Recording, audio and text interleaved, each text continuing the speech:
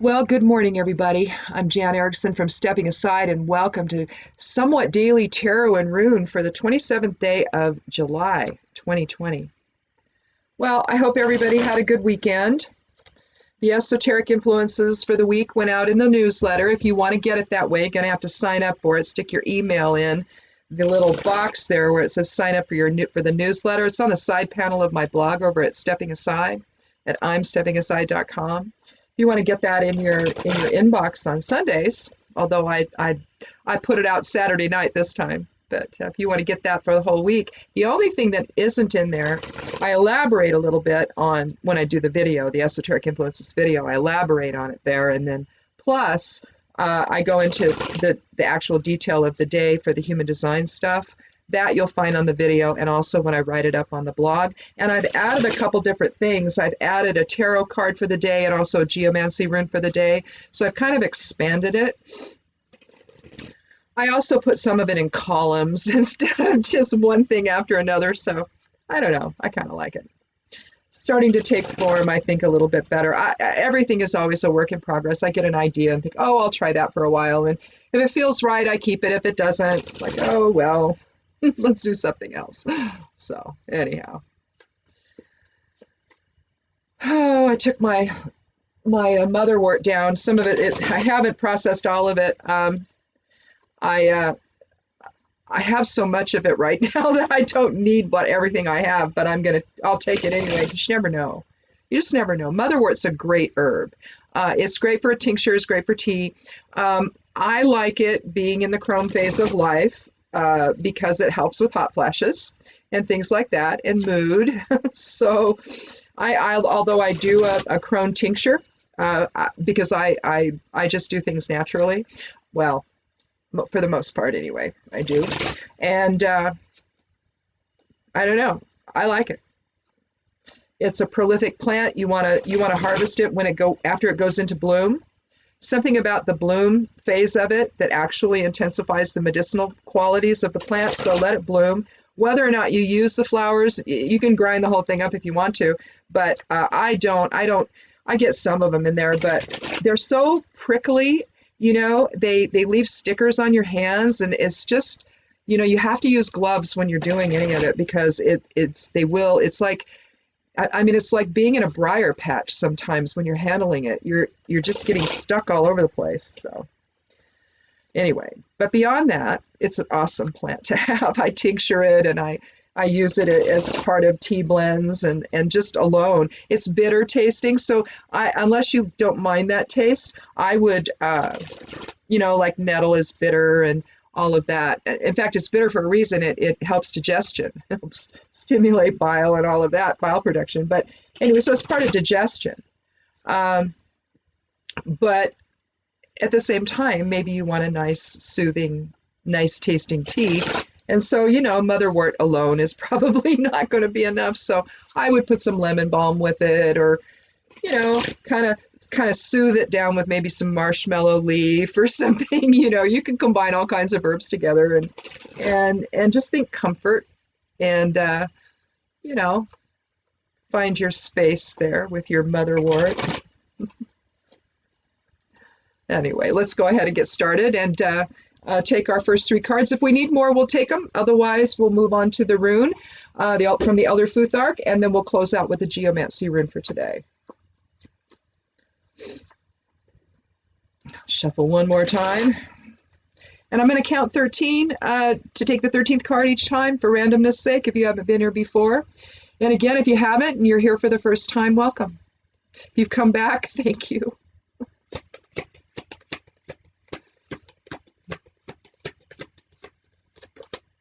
Well, I love this card. He's a jolly fellow, isn't he? The Nine of Cups. Quite happy with himself, isn't he? Quite emotionally fulfilled.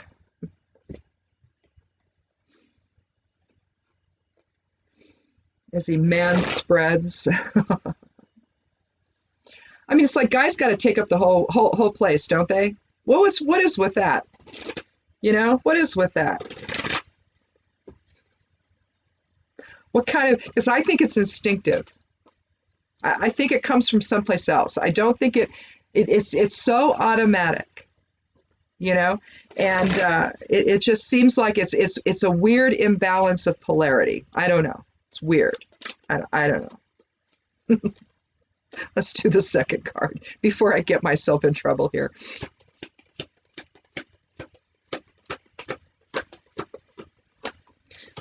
I was going to say something snarky, typical of a crone, but I won't. Here we have the Page of Cups, so we're continuing our run on cups and emotions today. You know, I was talking about empathic awareness in the last video, in the esoteric influences video, so I don't know. I think that we're starting to find out a lot of things. I was saying in that video as well. I just briefly skimmed through an article. I was looking for the high points about who these guys are in Portland, these so-called federal guys. And there's an article out from The Guardian today that tells who they are. Or at least they think they know who they are. I don't know. But it's likely who they are. And if so, wow. What's being done to this country is shocking.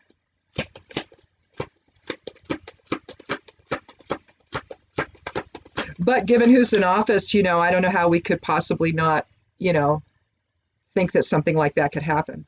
So here we have the Page of Wands. So 2 pages. That's going to be interesting. I'm going to probably start with the page. Well, I'll start with the jolly fellow in the center. We're going to look at the pages since we've got well, there's a couple different ways to see the pages overall. One is as a student, or so somebody with a new message, undeveloped potential. Let's see, a new message. Yeah, I mean, since we've got them both, we've got will and emotion here, leading to emotional fulfillment, maybe. We're probably going to need another card, though. Right now, we have a 9 energy for the reading because there's no numbers associated with the pages or the court. If there were, they'd be an 11 energy.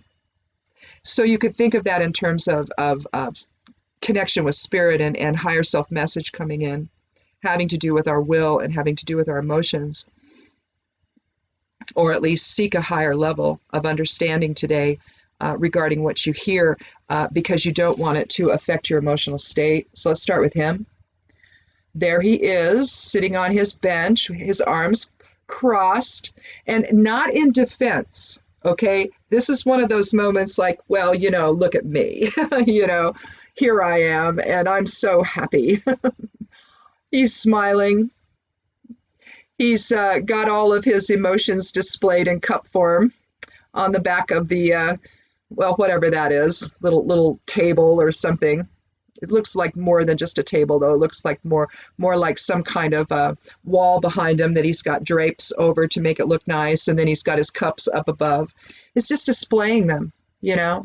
His emotions are on display, and he's happy he's found fulfillment. So maybe you're going to find fulfillment in terms of a message today.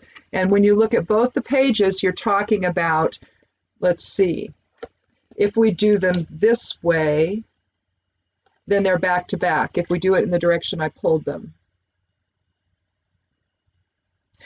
In a sense, you've got an eye toward the past, or maybe the present, because he's not fully looking toward the past with the Page of Cups right there.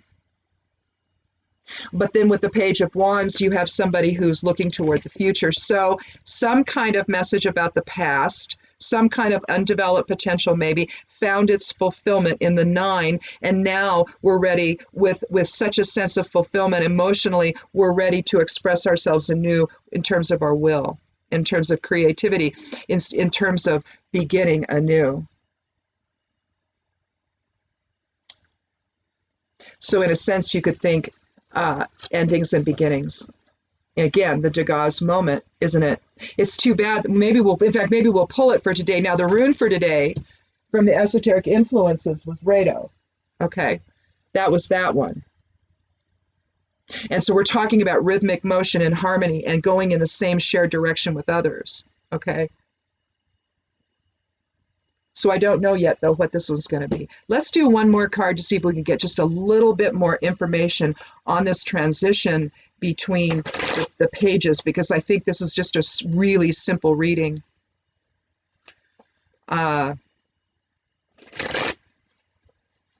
Where we have understood what we need to understand, perhaps empathically or intuitively, in terms of the Page of Cups, because there's an element there of that. The Page of Wands, though, we're talking about something future-oriented. So again, I think that with the 9 energy, it really represents the end of one phase of maybe a lack of emotional balance or understanding or awareness, and now we have that. And now that we know what we know, we know what to do. Okay, it's that kind of energetic exchange.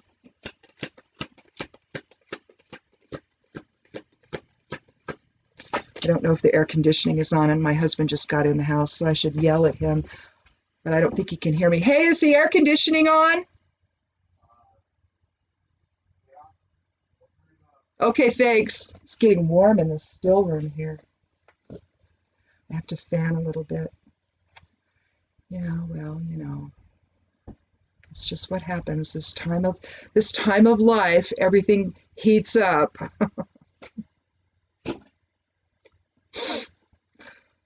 Well, we have the Ten of Wands. And I think, let me see here, or no, I think I've already shuffled. That's not going to be the tarot card for today, but it was the Ten of Bows for yesterday. So it's kind of interesting.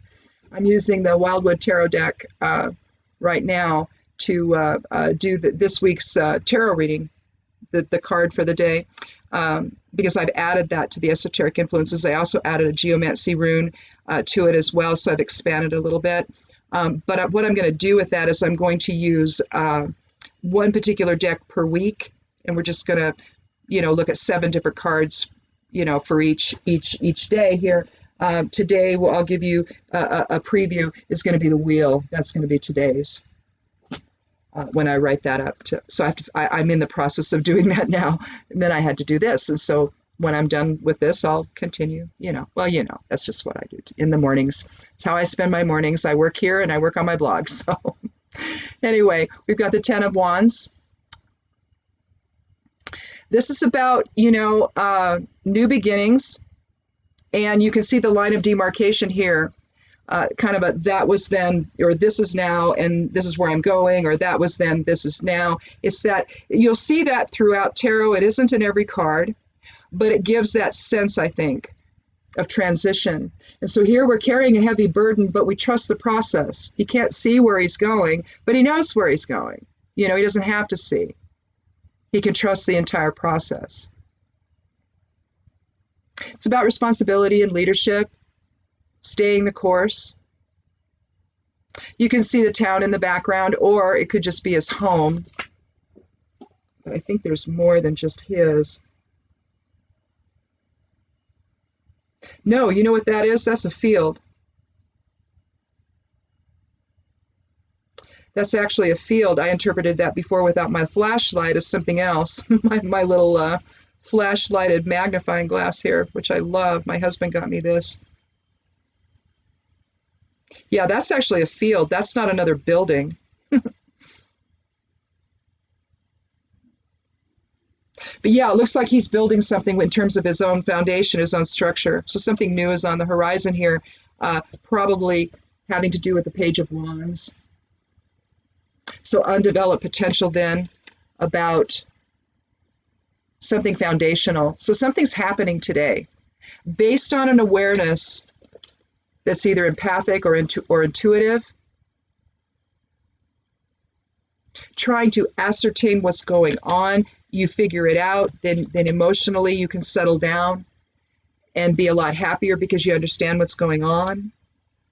So there's a level of fulfillment there that, when you don't know something and then suddenly you do, it's like, oh, okay, even if it's bad, at least you know. It's that kind of sense I'm having here with this card. But now, the burden we carry is It's embraced, really,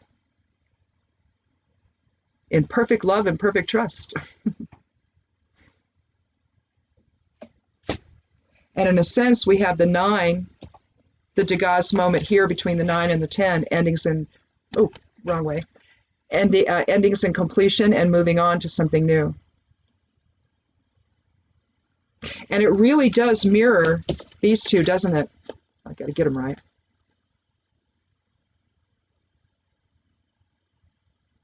That's interesting. Let's look at the rune.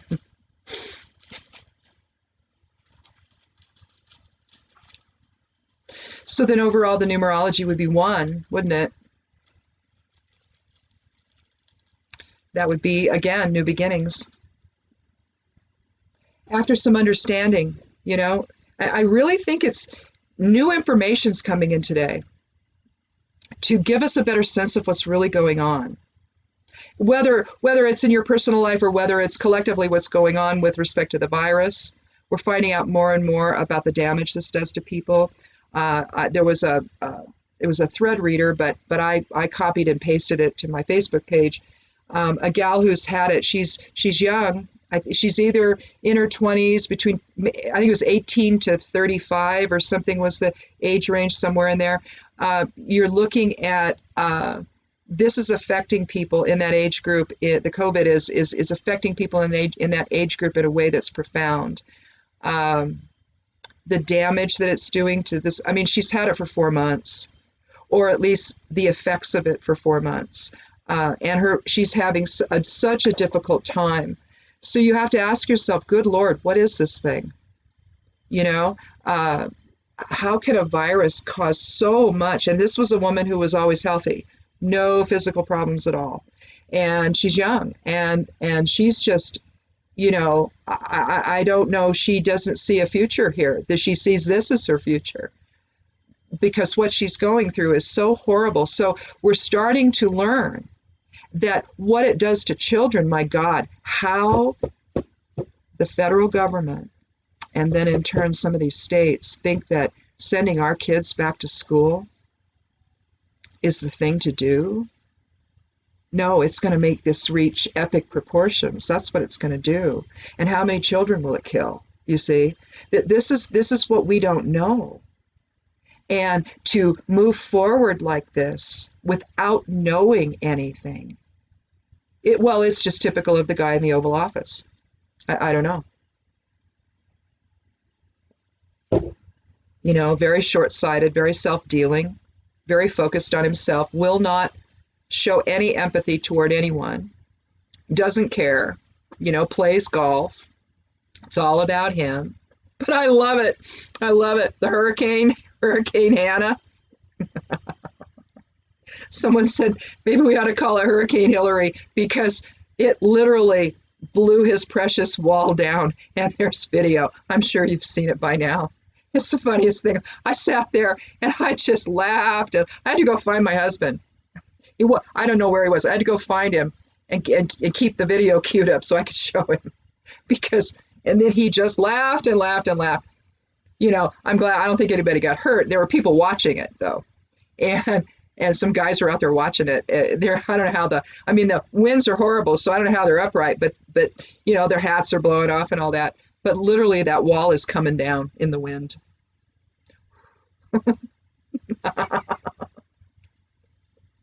Someone remarked, well, heck, maybe we can escape to Mexico now to try to save us from the virus.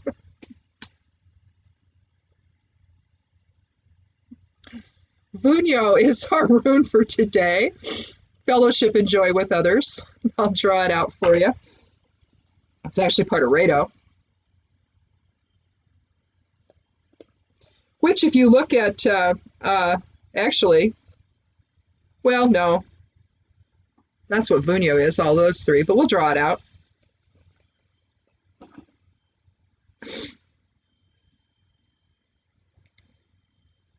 So I had a good laugh yesterday when I saw that. I'm glad nobody got hurt, but I'm glad the wall came down. But now one's going up around the White House. Have you noticed that? It's white. You can't see through it. They're literally creating a perimeter around that place. No one can go in. No one, it's the people's house. Yeah. Vunyo. We begin in Isa, higher self-awareness, alignment in spirit, the 11th rune of the Elder Futhark. We move into Lagus, or flow with others, flow from spirit.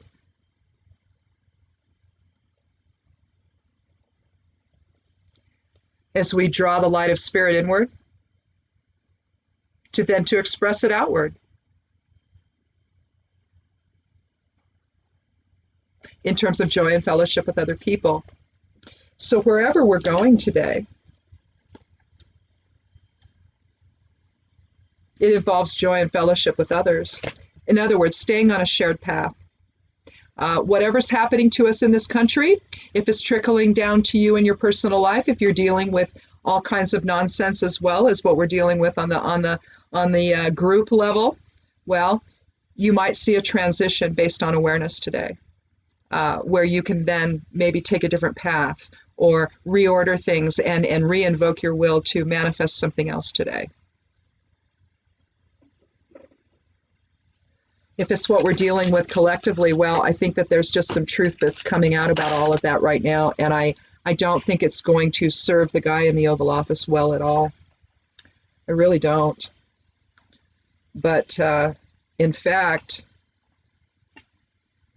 oh, are we in Tristitia? Oh, we are. Okay. So whereas we have fellowship and joy with Bunyo, we have loss and sadness with Tristitia, the geomancy rune for today. Get my little piece of paper here so it looks right. I'll draw that one out for you. I don't know yet what the geomancy rune is going to be for today on the esoteric influences on the blog, but we'll see. Maybe I'll do the same one. Who knows? I do them. I don't take the same one. I'll throw them again. If it ends up that way, well, then we know. We've been experienced. I look at the geomancy as either the overall conglomeration of everything, or I look at the underlying things we've been dealing with. And I think that it begins here with the Page of Cups and maybe awareness born of loss. We're seeing a lot of people come out now. You know, we have in Portland, I've been talking a lot about this because I went to Portland State. We moved from Alaska in '68 to Portland. I lived there until I was married. I got married, and we've been married for a little while. We had our first child, and I got married. I graduated from college in '78. We got married in '79, and '81 we moved here. So, and the last 2 years of that we were in Beaverton. But you know, when you live that's just part of the greater Portland area. Basically, it's just one of the suburbs. Beaverton is. Well, so I still view myself living in Portland, even if I lived in Gresham or Beaverton or wherever I lived, because I did live in Gresham part of the time too. But for part of my time at Portland State, for a year of it, I lived in downtown Portland. And I love that city. I love it. Once you have been there, once you've lived there or lived surrounding it or whatever, Portland is just, I don't know. It's incredible. And we protest. It's what we do. It's part of our psyche. Okay. It's just, we have something to say, we say it. We get together in a group. We march. We have, you know, I love it. Riot Ribs is out. They're praying. I guess they're fantastic. I've never, you know, street vendors are everywhere in Portland.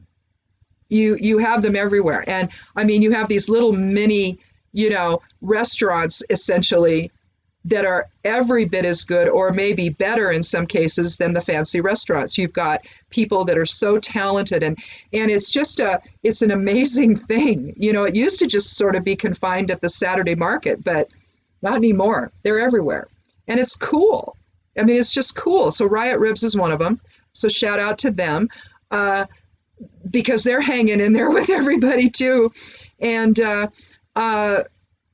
but I think that what you see at least in terms of what's happening now and in terms of awareness, we're coming into this place where people are being harmed by this new group of federal people that are coming in. And again, there's an article from The Guardian today that talks about who they are.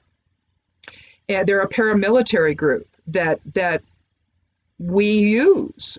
I think they're mercenaries. I think we contract with them. I don't think that they're part of, but I don't know. Where does the line with that, one cry? I don't know. It's blurry, right? And I think that that's been part of our confusion and our we don't understand why people's constitutional rights are being violated. Okay. And so what I've been seeing lately, though, first you had the wall of moms, then you had the wall of dads with leaf blowers, and then the mercenaries go and buy leaf blowers, right? And then now the wall of vets has happened. There was a gentleman, I can't think of his name because I finally found his name. Not Chris David, who's Captain Portland, not him, but another one who looks like my hair color, was a medic in Vietnam, and walked up to them, who they were on the side, right? And he's a distance away from them, but he's yelling, which he can do. You can yell. It's not against the law. No matter what they think, it's not against the law. All of a sudden, apparently, off to his left, there's somebody in his face, and he's spraying him, yay far away from his face with one of those not tear gas, but mace canisters, or I don't know, for pepper spray canisters. I don't know what it is, but it's the big long canister with the spray thing, and he sprays it right in between his glasses and his eyes. This guy doesn't stop, though. He keeps talking.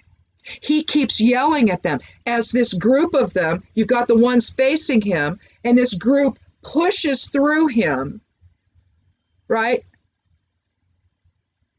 He gets away from them. He gets behind them, and he's following them. And he's still talking to the guys on the side looking at him, trying to explain to them the fallacy of what's going on, the perspective of someone who was a medic in Vietnam, and all the travesties that soldiers, that the military did over there. He's trying to educate these people. Understand what you're doing in this country. It's basically a message. You're bringing that same kind of crap, unconstitutional crap in this country here, to this city and to other cities, because now, of course, they're everywhere now. Apparently, they're going other places. And now maybe after this article from The Guardian, maybe we have, if it's accurate, we have maybe a little more understanding of what we're dealing with. Okay? And maybe the loss that we're talking about here, the sadness and grief that we feel,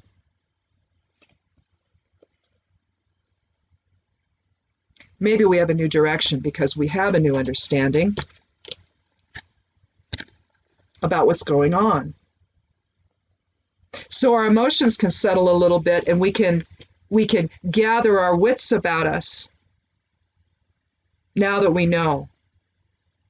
Because emotion is not just about happiness. It's not just about the emotions we feel. The water element is more than that. It's about our awareness, our higher self-awareness of what's really going on and what the bigger message of things really has to do with.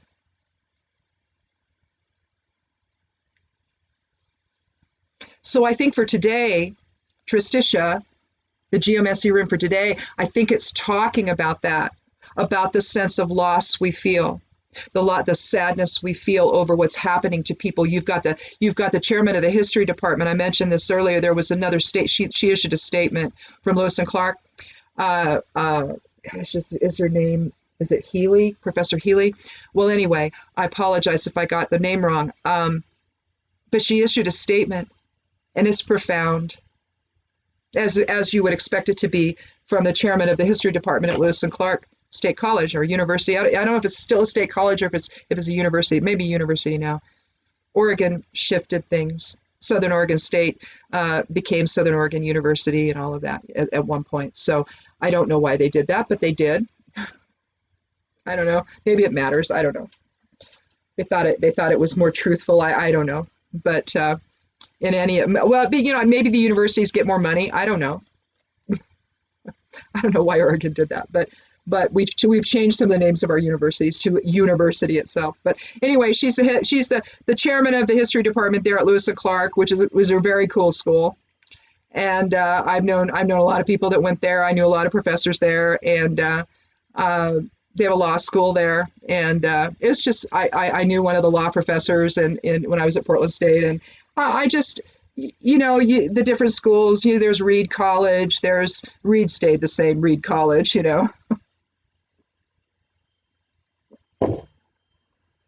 I tell you, if I'd had my druthers, I would have rather gone to Reed than Portland State. But I loved Portland State, and I loved being in downtown Portland. So I don't know. I think that. But the really coolest kids went to Reed. It's like, oh, you go to Reed, do you? But I don't know. I think that the sadness that we've been and the outrage, it's also outrage that we've been dealing with, maybe is coming some clarity surrounding it today, maybe as we start to understand who it is we're dealing with. But it's the type of paramilitary stuff that it belongs somewhere else, not in this country. And if we're sending these people around to others, because I guess they're in Latin American countries, they were in Afghanistan and Iraq. So this has been around a while, but probably that's when it began. I mean, I don't know. I just skimmed the article, so maybe it said when this group first began, but my sense would be it began after, excuse me, 9/11. But maybe we're gaining clarity about that so we understand what we're dealing with. And so the sadness and loss that we're going to continue to experience as we see more and more people be harmed by this, the outrage is just, it's incredible. But you've got veterans now that whatever, I don't know why on earth the guy in the Oval Office would ever think, other than he's playing with a full deck or something, or there's just something wrong with how he conceives of things. I don't know. I don't know what this is. I don't know how. I can't fathom the way this man thinks, because there is no way that I could ever think that way. And the majority of us, 99.9% of the people in the country, have no idea either. It would never occur to any of us to think this way, let alone behave this way. And yet, while the wall is coming down on the border from the heavy winds from the hurricane, there's one going up around the People's House in Washington, D.C. that we didn't even know about. I saw it for the first time yesterday. There are those solid panels, you see fencing. You can buy them that way, I guess. That's what they are. I mean, it's not an unattractive panel per se, but to have it around the White House this way, what's he planning for? I don't blame him for being terrified. He's turned his back on all of us in terms of the pandemic. He's letting everybody die. He's behind the push to open schools. What do you think that's going to do? So yeah, I don't know. Maybe putting a wall up is the thing he felt he needed to do. But, if you'd been a better man, if you'd actually been a president instead of whatever it is you are, and yeah, I'm talking to him now, you wouldn't need a wall. You wouldn't need to hide in a bunker for doing what you're doing. You can't harm people in this country. You just can't. So I hope that we can get a handle on this. I hope that, it's ridiculous that a mayor or a governor can't say, no, get out. You don't come on my streets. You don't do this here. You don't do this to our people, and have it stick. But these people seem to be ignoring court orders and, things established by the city councils or the mayor or what have you of specific cities. Seattle is a perfect example. There was a court order. Portland as well. Court order, do not harm journalists or medics. They know who they are too, and they do it anyway. This is what I'm saying. We needed to know who they were, and I think we do now. So let that work for you in your favor. Understand who they are. Stay as far away from them as you can. We can't trust what they're going to do, and we can't trust how they're going to harm us. So, or well, that's the only thing we can trust, that they will harm us. But we just don't know how. But the pictures of people that are in the hospital, the wounds from these rubber bullets need to be outlawed. There's one boy, looks like he's suffering brain damage. So thank you so much to the guy in the Oval Office for doing this to that kid, because I blame him. It all trickles back to him. Yeah. We need a new direction, and I think the Page of Wands is showing us that. And that new direction, although may be challenging, we have a chance for a new expression of will to take hold, one that's benevolent, one that's inclusive, one that brings harmony and shared purpose and sets us on a shared path together. So I guess I'm losing my voice, so it's time to quit. Thanks so much for watching. Check out the blog. I do write on Medium. I do have a Patreon account. You want to check those things out. There's links to all that below the video here. Otherwise, have a wonderful day, and make it a wonderful day. Even if things are weird in your life, just excise it for a moment and just go focus on something that's positive and that makes you happy. Even if it's silly stuff, doesn't matter. Find a way to laugh today, no matter what you're dealing with. Even if it's some dark humor. Even if you got to watch the Hurricane Hannah knocking down the wall. Oh, the beautiful wall. The one that's impenetrable. The one that can be easily sawzalled. The one that you can scale with ladders. Don't like the heat from the black paint? Just stick a tarp over it and sit on that when you sit up and wave at the top of the wall when you've reached the top. Yeah. When you live your life in a way that is all branding, you basically live a lie. You're trying to convince. If you're a salesperson, you're trying to convince someone to buy your product. Trying to convince people that what you just did was the most brilliant thing in the world, when it's not. It's the most beautiful chocolate cake. Remember? The most beautiful chocolate cake. As he's bombing Syria. Oh, yeah. Anyway, thanks a lot for watching. I just don't get the disconnect. I just don't. And to have somebody like that in the Oval Office, oh, good Lord. Let's do something about that in November. Why don't we, okay? And maybe we can all calm down and get back to making this country what it is and what it should be, and fixing the issues and making things better and all of that. So anyway, we have our work cut out for us, clearly. But we've got to start somewhere. And maybe that begins in November or in January at Inauguration Day. So let's hope. We'll see you tomorrow. Be good to yourself. Be good to one another. And wear a mask if you go out, please. And blessed be.